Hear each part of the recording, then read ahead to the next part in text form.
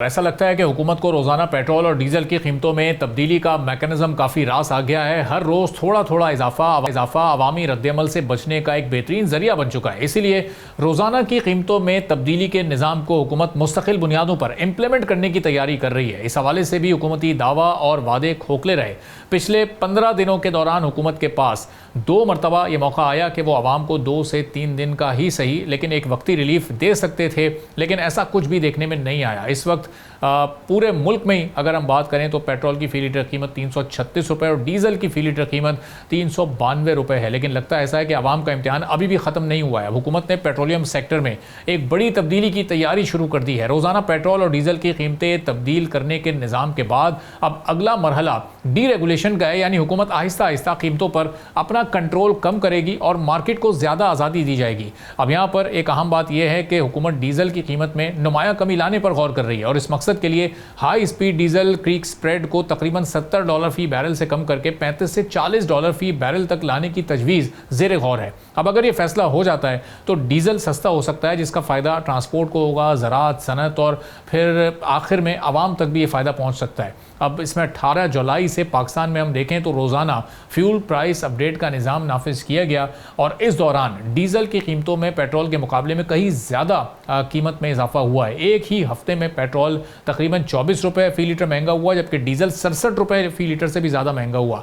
यही वजह है कि हुकूमत अब शायद डीजल की कीमत को मुस्तहकम करने के लिए नए इक़दाम पर गौर कर रही है। हुकूमत सिर्फ कीमतें आज़ाद नहीं छोड़ना चाहती, बल्कि इसके साथ हिफाजती इक़दाम भी मुतारफ़ करवाना चाहती है। ऑयल मार्केटिंग कंपनीज़ को पूरी सप्लाई चेन की डिजिटलाइजेशन का जिम्मेदार बनाया जा रहा है, ताकि ज़ख़ीरा अंदोज़ी के साथ मसनूई क़िल्लत और फिर गैर कानूनी मुनाफाखोरी पर काबू पाया जा सके। ओगरा की वेबसाइट पर रोज़ाना कीमतों का डैशबोर्ड भी फ़ाल कर दिया गया है ताकि आवाम को फौरी मालूमात मिल सकें। इसके अलावा हुकूमत स्ट्रेटेजिक पेट्रोलियम ज़खायर के साथ प्राइस स्टेबलाइजेशन फ़ंड और IFEM रिफॉर्म्स के साथ मुमकिना विंड फॉल टैक्स जैसे इक़दामात का भी जायज़ा ले रही है। इन रिफॉर्म्स का मकसद ये है कि आलमी मंडी में तेल की कीमतों में शदीद उतार चढ़ाव के बावजूद आवाम को आलमी मार्केट के प्राइस शॉक से बचाया जा सके।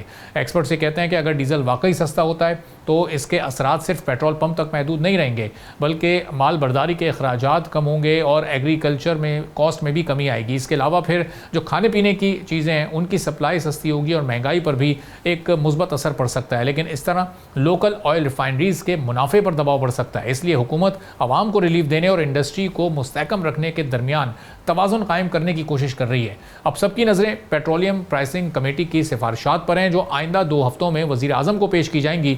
अगर ये तजावीज़ मंजूर हो गई तो पाकिस्तान का पेट्रोलियम सेक्टर एक नए दौर में दाखिल हो सकता है, जहाँ कीमतें ज़्यादा मार्केट पर मबनी होंगी, मगर आवाम के तहफ़्फ़ुज़ के लिए हुकूमती निगरानी भी करार रहेगी। अब इस डी रेगुलेशन से क्या एंड कंज्यूमर का फ़ायदा होगा या नहीं, उसको पेट्रोल सस्ता मिल सकेगा या नहीं, इस पर हम बात करेंगे। तारिक महमूद साहब सीनियर वाइस चेयरमैन है oil marketing companies association of Pakistan के हमारे साथ मौजूद हैं। तारिक साहब, बहुत शुक्रिया प्रोग्राम के लिए आपने वक्त निकाला। अब सबसे पहले तो एक बड़ा सिंपल सवाल ये है कि ये अगर डी रेगुलेशन हो जाती है पेट्रोल प्राइसेस की, पेट्रोलियम सेक्टर की, तो इसमें लोगों को यानी एंड कंज्यूमर तक पेट्रोल आज के मुकाबले में किसी हद तक सस्ता जाएगा, कंपटीशन की वजह से कीमतें नीचे आ सकेंगी?